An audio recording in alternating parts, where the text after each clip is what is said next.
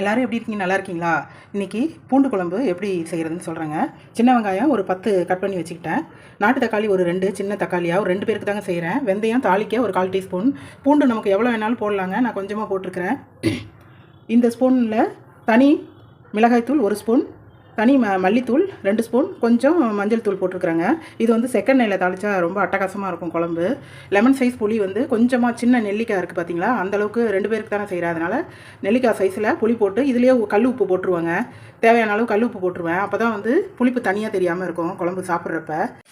சட்டியில் நல்லெண்ணெய் ஊற்றிங்க. ஒரு 4 ஸ்பூன் எண்ணெய் ஊற்றிக்கணும். பொன்னிறமாக சிவந்து வரணுங்க. வெந்தயம் தாளித்து வெங்காயம் தக்காளி இதை போட்டு நல்லா ஃப்ரை பண்ணிக்கணும். நல்லா வதக்கணுங்க. அப்போ தான் குழம்பு டேஸ்ட்டாக இருக்கும்.